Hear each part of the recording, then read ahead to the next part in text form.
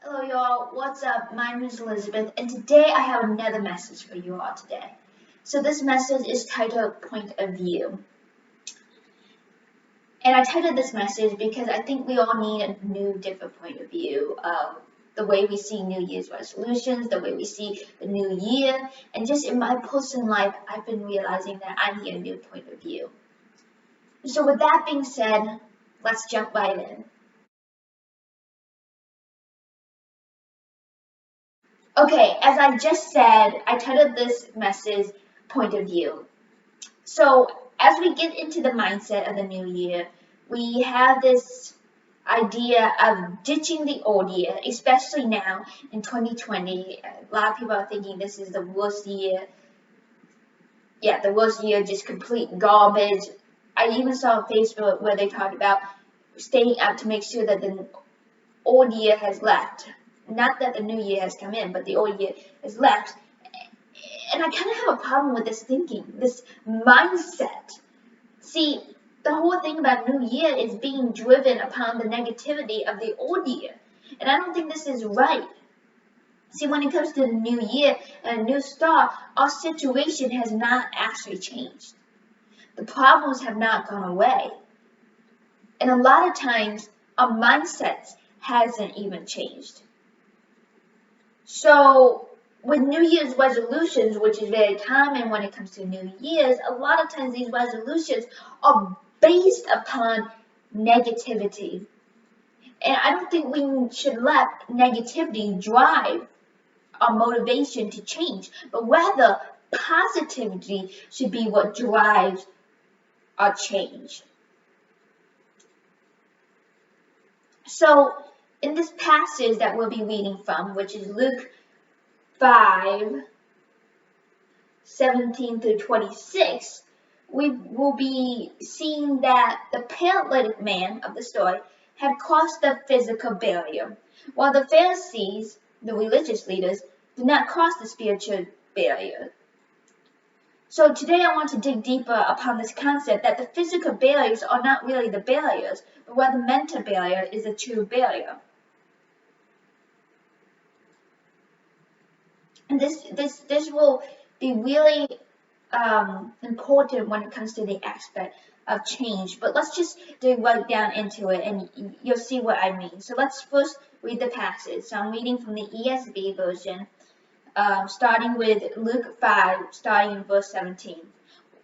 On one of those days, as he was teaching, Pharisees and teachers of the law were sitting there, who had come from every village of Galilee and Judea and from Jerusalem. The power of the Lord was with him to heal. And behold, some men were bringing on a bed a man who was paralyzed, and they were seeking to bring him in and lay him before Jesus. But finding no way to bring him in because of the crowd, they went up on the roof and let him down with his bed through the tiles into the midst before Jesus. And when he saw their faith, he said, Man, your sins are forgiven you. And the scribes and the Pharisees began to question, saying, Who is this who speaks blasphemies? Who can forgive sins but God alone? When Jesus perceived their thoughts, he answered them, Why do you question in your hearts? Which is easier to say, Your sins are forgiven you, or to say, Rise and walk? But that you may know that the Son of Man has authority on earth to forgive sins. He said to the man who was paralyzed, I say to you, Rise, pick up your bed, and go home. And immediately he rose up before them, picked up what he had been laying on, and went home, glorifying God. And amazement seized them all, and they glorified God and were filled with awe, saying, We have seen extraordinary things today. Pretty cool story, right? Of Jesus healing the paralyzed man. So I think when we look at the story, the first point I want to make is that with every change that we have a destination. See, what do we want our change? What do we hope to gain? And as I just previously said, that I don't think change, when we come up with change, when we come up with our New Year's resolution this year, it should not be based on negativity, but positivity. Instead of saying, stop doing this, I want us stop being a couch potato. I want to stop walking in the darkness. I want to stop living in sin. Instead, we ought to be saying, I want to walk in the light. I want to go to the gym. I want to do this. Okay? It should be based on positivity, not negativity. Because negativity is based on a lot of shame, a lot of guilt, the fear of failure, instead of positivity. And it just changes your whole entire mindset. And the Pharisees' destination or goal a lot of times was negativity. They wanted to trip up Jesus. But this man had positivity for what he wanted to change. He wanted to be healed. He wanted to reach Jesus. Positivity. And we find that actually in Luke 5:17 through 18. Now the second point that I want to make is the barriers, which can be found in Luke 5:19 through 19 and 21.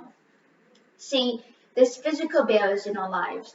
Those are the barriers that we can see, that we can perceive with our senses, or we can feel with our own body.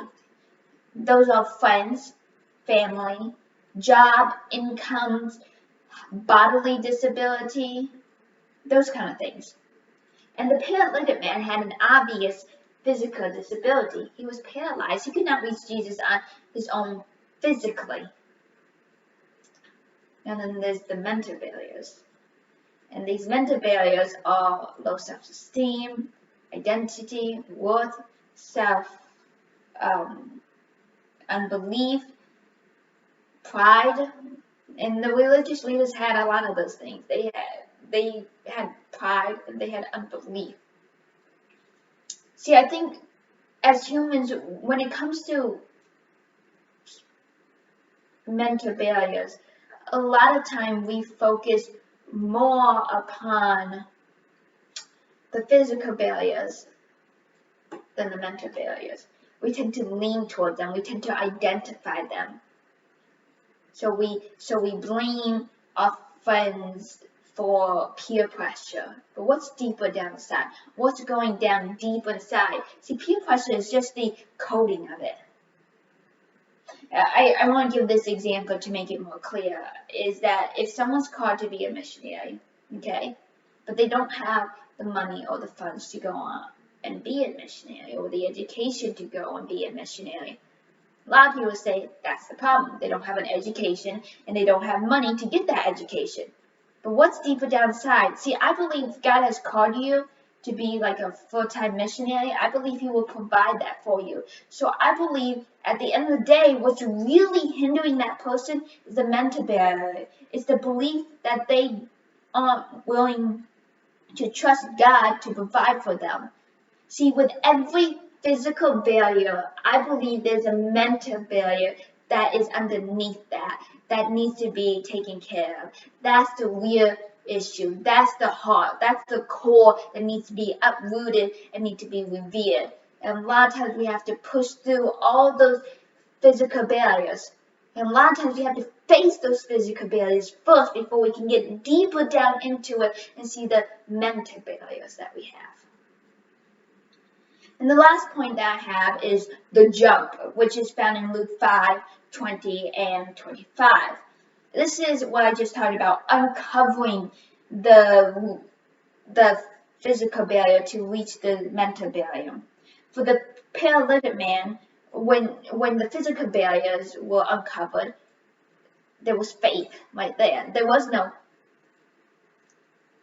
mental barrier because there was faith. Because he was able to reach that faith. Now, for the religious leaders, they didn't have a physical barrier. They were right there in the midst with Jesus, but they were prevented by the spiritual barrier, the barrier of unbelief. So when it comes down to it, how does one make that jump? A lot of times, it's simple to say just to do a trust fall. But it's a lot harder than that. In my own life, there's been a lot of mental barriers in my own life, personally. And the way that I have personally learned, this is all personal now, okay? The way that I have learned personally how to jump over a barrier is just the most simplest steps in the world. Sometimes that's just shuffling your feet. Not even jumping, just shuffling your feet. Have you ever seen those movies where they have those big bridge and it's like really wobbly? Like, I mean, it's the most bridge that you think it's going to just collapse and it's just going to fall. But a lot of times those people just put their feet out like this, you know, they just step their feet and just test it. And then after they tested, they put their one foot in front of the other. And finally, they made it all the way across. It wasn't a big jump. It was little by little. Lately, I've been learning what it really means to just, you know, smile, even if you don't really mean it. Or to sometimes just pray, even though you are really doubting. Because that's just, like, just tapping it just a little bit. And finally, you just keep moving forward. After that stage, you just move forward and keep moving forward. And soon you look back and realize, wow, I've actually made that jump in a small increments of steps. And I think a lot of times we think we need to get it all right or all perfect in the one jump. Sometimes it takes many small little hops, little steps, or even little shuffles to get there. And I think that's something to really keep in mind. Not everything is fast. I think in this world that we live in, we are fast-paced. We want it now, instantly, right now. And that's just not how life really works. Life is a transition. To have change, you need a transition from point A to point B. That jump is that transition, and it takes time. Sometimes we don't always see it while we're in the midst of it. But when we look back, we realize that was a transition. I think that's something important that we all must keep in mind. So, to start to wrap this all up, what I want you all to take away from this message slash encouragement slash viewpoint on the new year is this. First, I want you to see the new year in a different point of view. I don't want your New Year resolutions or whatever goals you might have or your viewpoint on the new year to be based on negativity. I want it to be based on positivity. I want your positivity to drive your change, to drive your transition, to drive that jump. Because just a different point of view, I believe, changes the whole playing field that you are on. Changes the way you look at life itself. And how do you change that point of view? You change it by realizing that every physical barrier, there's a spiritual or mental barrier that is the root, that is the core that needs to be resolved. And this resolve happens by a transition, by increments, step by step, little by little. And that's how that happens. So, the new year is coming. How are you going to look at the new year? Are you going to look at it as, I just want to fix everything that last year tore me apart? Or are you going to look at it as maybe something different, as last year might have not been the best year, but I have grown and I have learned so much through last year. I have learned what it really means to treasure community, to treasure communication, to treasure the time that I have with the people in my life, to treasure the time that I have on earth, stewardship, to understand a little bit more about mental health and how to take care of yourself without being selfish, but so you can give to other people. So I think there's so much that we, as the world has learned in 2020, if we just look at the positivity of it. And from there, we can take that and we can have that drive us into the new year. Say, wow, I have learned so much about community. Now, because I've learned so much about community and because I've learned how to keep myself in a community, even when it's hard, I'm going to let that drive me. And when things do start to change, or maybe they won't change, maybe it'll get worse. But we have that to drive us. The positivity drives us to keep going forward in the right direction. You know, maybe you had a New Year's resolution of doing better at working out, but you failed at that. But at least you maybe bought a gym membership for the first time this year. Maybe you didn't use it, but you bought a gym membership. So you have that opportunity now go to the gym, but maybe the gym closed. So you bought some things to work out at your home. That's the first step. Say good job that you bought the stuff that you need to use it. Now actually use it. So take that as a positivity that you got the stuff that you need, positivity, and let that drive you to now use that to be in better health this coming year. And so that's really what I wanted to say this message is just let positivity drive your change. Let positivity drive your new point of view. Positivity. Even if it's just a shuffling of your feet. And so that's my encouragement for you all today. I hope you enjoyed this message, and I'll see you next time. Actually, to be honest, I think I'll see you next year, actually. I think that's how that's going to work. I'll see you next year. Goodbye. God bless you. Oh, by the way, please subscribe to this YouTube video if you enjoyed the message. Give me a thumbs up. And I really hope you guys have a great rest of the year, and that you'll really have, because by the time I'm releasing this, you have a week to think about the positive stuff of this year, to let that drive your new year. So God bless you, and I'll see you next year. Bye.